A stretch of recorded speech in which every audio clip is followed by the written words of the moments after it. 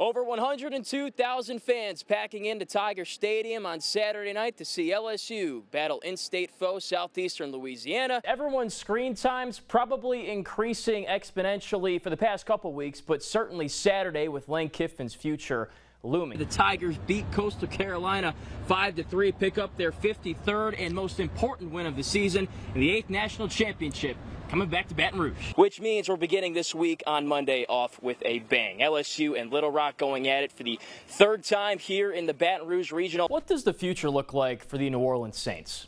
I can promise you there is one. Whether it's good or bad, not sure, but these two topics here could maybe give you an answer to that. Lights are on, sun's down, full go for the bi-district round of the playoffs. We got a big one tonight over at Dutchtown High School. Well, you might find it hard to believe, but nobody on this U-High team has experienced a state championship game in the Dome before. This isn't like the NFL where a coach will take a job, Kellen Moore, for example, and the roster is gutted. They got to go through a couple drafts, and it's going to take a little while for them to have success. This is college football. You can flip a roster over in a year. It gets back there. It gets back there pretty quick. Helps us get our op time quicker. Special teams are often overlooked in football, but they have the capacity to be the most consequential plays in the game. That's a responsibility that Clifton Walker IV accepts as Zachary High's starting long snapper. This is me. If I mess up, you know what I'm saying? If I snap over the kicker head, that could be a 2-point safety, or they could pick it up and score. So I try my best to get it right there in ref hands. Snapping itself is not an easy job. You got to place the ball perfect spot. Got to get it back there quick so it doesn't get blocked. It's a lot of work, and it's a great job that Cliff does with it. The unit has garnered a reputation for its consistency and reliability this season. An impressive feat, especially considering that Cliff only has one leg. When I was 3, we used to stay in a big old house, a lot of land. We had like a tree, a big old tree. My mom was around on the round lawnmower, and she was driving, and she was ducking under the tree branch. Before it was too late, I ran it. It's my fault. I ran in front of it, slipped. She ran it over. Before you know it, before she could even turn and notice I ran in front of it, she ran my left leg over. I didn't know if my child would actually be okay. And then, of course, by being my fault, it's heartbreaking. After the incident, doctors said that Cliff would never walk again. But Miss Walker knew what her youngest son was capable of, and she wasn't willing to accept that. I wasn't hearing that he would never walk again. He had no choice. Oh, he's gonna walk. I've never put a limit on things he can do or cannot do. Proving his mother correct, Cliff was back walking just a few months later. An incredible example of resilience. But the Walker family faced more adversity 3 years later. Clifton Walker found dead in the trunk of his own car, a car that somebody tried to set on fire. Cliff's father, Clifton Walker III, was killed in November of 2012. It's a tough hand, but we can't change what we're dealt. We have to endure, have to keep praying, keep pushing forward. That's exactly what Cliff has done. The senior learned how to long snap from former LSU Tiger and Atlanta Falcon Todd McClure in 7th grade and hasn't stopped since. I'm getting over 200 snaps a day. I can't just be the person that just sit on your behind and just sit there and just be lazy. Like, I'm not a person that complain, oh, I got one that I can't do this and that. And it means I'm a hop. Even if I got my leg off, I'm going to have to get stuff on my own. It's who he is, not what he is. It's not about what that situation is and the hand that he was dealt that he had no control over. He's just shown up every day and done what he has to do to be the guy. That's inspiring for a high-level program that's used to being really successful and winning, and he's a major part of that. Cliff aims to inspire those around him and bring people joy. Put a smile for everybody that you see kids with one leg going crazy and don't let nothing stop them. So I like that. I really do. Some days if you think you don't really want to be out here, or you sure don't really feel like it, but then, every day you see him out here, working, getting better. So it definitely inspires us to get better. My kid is amazing. If I have to, I hate to brag and boast, but he is an amazing kid. He is. Everybody knows Clifton. John Eads, WAFB 9 Sports. It is playoff football time. We got a great one for you here on Thursday. Beautiful weather out in Plaquemine. St. John hosting its first playoff game since 2011. Frank Wilson announcing Thursday that Garrett Nussmeier re-aggravated a nagging injury during practice. So in his place, the young Michael Van Buren getting his chance to show what he's got. Well, Saturday night marking Game 11 for LSU football. At this point of the season, the Tigers should be peaking, however high or low that might be. LSU football sizzling hot on the recruiting trail. The Tigers beating out Oregon, Michigan, Ohio State, and many others for the top 100 recruit in the 2026 class. And I asked Coach Williams last year, so I got to ask you as well. With it being Halloween, your favorite Halloween candy, or if you got a couple favorites, what are they? Peanut butter cups, no doubt. And I love a peanut butter cup. Kelly taking a few jabs at LSU's first opponent, Clemson, and also backing his prior prophecy that he will bring a national championship back to Baton Rouge. Let's talk about the Crocs. I saw a guy leg pressing this morning, like 4 plates, and he was wearing Crocs. Interesting choice. Yeah. Would you do that? Absolutely, I would. You throw them in sports mode, let it get out. They go into sports mode. Okay. Oh yeah. Look, I got some right here. I know. So yeah. I mean, obviously. Got these on, obviously. Beautiful night out here at Live Oak High School, and I can't promise who the winner's going to be, but I can promise you there's going to be a lot of points in this game. Live Oak hosting Santa. 2 very explosive offenses going at it. She's the best person that could have ever happened to me. She sacrificed so much for me. And I mean, she's just literally my best friend, my rock, my everything. Entering parenthood is one of life's watershed moments. Things like time, energy, and resources become devoted to caring for the child. But that's a responsibility Cherie Dickinson welcomes every day. I tease him that my purpose is to be in the stands, in the sun, watching him play. The Dickinsons practically a join by the hip, and it's been that way from the start. He was born by a commitment that I made as a single parent. He's artificial insemination, anonymous donor.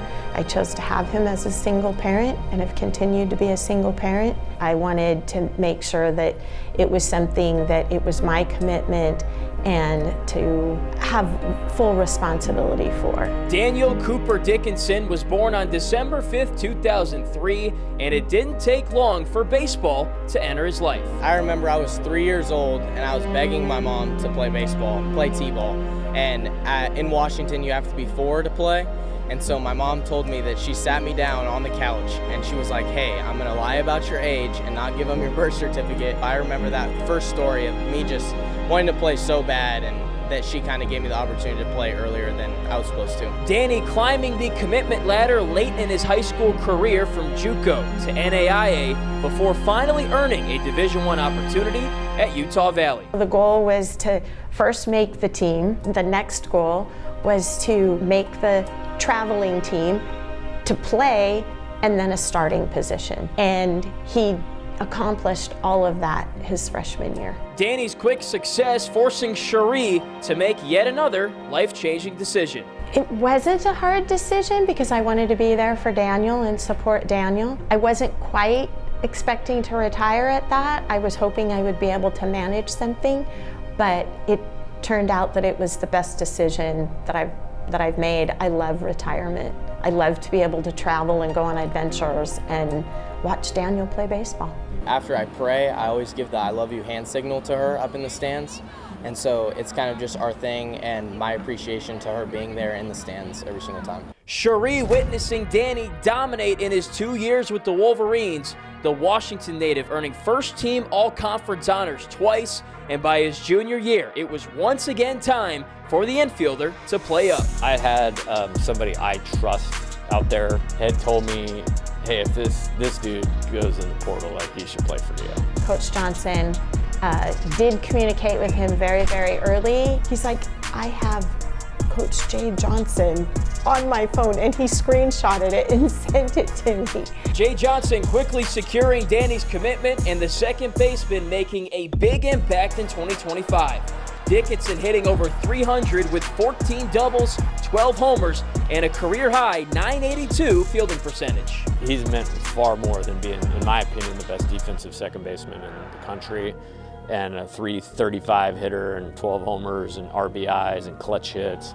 He's meant a lot more to our team than just the statistics. Danny's adventurous baseball journey leads him here to Omaha, Nebraska, and the College World Series, which brings everything full circle. I remember taking a picture in front of the statue in front with my mom, and I tell her every day, I'm like, I'm playing for you, I'm playing for this team, I'm playing to get back there so we can recreate that picture. Dickinson and the Tigers are just 2 wins away from the program's 8th national championship. He has dreamt about being on that field, playing and winning that national championship since he was extremely small. It'll be the icing on the cake if it's a national championship. Congratulations on being able to see the results of your hard work and your dedication and working so hard. It hasn't been easy, and I'm so proud of you. I love you, most plus more. Covering LSU baseball, John Eads, WAFB 9 Sports. Winning in the trenches and running the football, two of the many things that Ascension Catholic football takes great pride in, hence the hat. OL, standing for offensive line. All these guys that you're dishing out thousands of, potentially millions of dollars to, they need to come in and be instant day one starters and impact players. Otherwise, this whole thing's not going to work, and it's just going to be a repeat of what we saw in 22 and 23. A good team that's not great. When you put up 56 points, you put up over 500 yards of offense, it's not a whole lot else you can really complain about, though that is something maybe to monitor next week, as is this. Caden Durham limped off the field in the second quarter. Minus the turnovers, do you feel like this is still a good defense? Because in the games where they've gotten turnovers, they've looked great. But in the ones where they haven't, they've struggled. I think it is a good defense. Omaha, get ready, because LSU is coming. For the second time in 3 years, Jay Johnson and the Tigers are headed to the College World Series. One of the Thursday night games that people look forward to all season long, and it's finally here, the regular season finale. Catholic High hosting Zachary here at Memorial Stadium. Parkview Baptist, no stranger to playoff football, making several trips to the Superdome over the years. Southeastern football has toured in dominant fashion through Southland Conference play, and Saturday was another smash hit. I'm here with Coach David Oliver, Gators football head coach. He will not be on the sidelines tonight, going to be coaching from the press box. So we're doing the Q&A from up here. Even everybody here in Baton Rouge that went to fall camp, watched this team, there was just a psychological stigma that this team just didn't have what it takes to win a season opener. LSU football taking another step towards its goal of starting 1-0 as displayed inside the practice facility. Love is in the air, and on this Friday there's two holidays, Valentine's Day and opening day. Which one is more important? I'll leave that for you guys out there to decide. All right, so last year Texas A&M was the nail on the road that popped LSU's tire and stalled the Tigers' journey to a memorable season after a great start. The team really responded and rebounded, came out and scored on that next drive. How difficult is that to kind of block out that noise when you're out there playing and you hear these things? You have ears, you hear these things being said.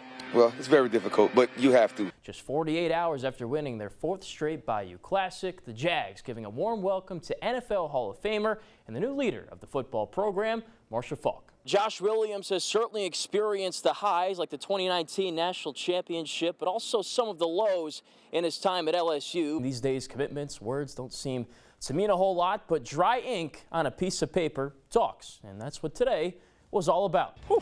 What happened on Saturday afternoon right here in the Dome was the buildup of 58 years filled with patience, hunger, and desire for a state championship. You'll hear football coaches talk all the time. The strength coach is one of the most important people in the program. I feel that way about baseball. We have a new strength coach named Chris Martin, who we hired from the Houston Astros, who's an absolute difference maker. Well, you don't often hear a baseball team's strength and conditioning coach name dropped in press conferences. 5 seconds. But it's happened on several occasions in the preseason. Both coaches and players making a point to give a shout out to one man in particular, Chris Martin. That's all we got. Well, we brought in a new strength coach, Chris Martin, and I think he's done a really good job with not just me, but all of our guys. I think if you take a look at our team, just in the uniform, everyone fills out the jersey a lot better this year. Coach Martin has helped me in a lot of ways, man. Like going into the summer, you know, my goal was to build up weight and try to get strong and get stronger. And he helped me do that when he got here. And then when you have a guy that's been around big leaguers and been around all-stars and has a World Series ring, you know, his what he tells you kind of hits a little different. Come on, pull, pull, pull, pull, pull. Good. Martin has delivered results just 6 months into the job, and that's why Jay Johnson relentlessly recruited him to the staff over the summer. Control it down, tap, and come up. He called me at 8 p.m. on 4th of July. You know, I'm glad we didn't stay out, you know, for the 4th of July stuff longer and miss that phone call. I liked a lot of things. He played baseball at Kent State. Great program. NCAA tournament, several years in a row. You know, he knows what like this type of deal is. The Astros are one of the most progressive organizations in player development. I liked that. I liked that he was a little bit younger to be able to connect. And then just functionally, like how he goes about developing the players, the reasons behind it, the application from weight room to the field. Like he really understands all that. Martin didn't even have time to visit Baton Rouge during the hiring process because he was so busy.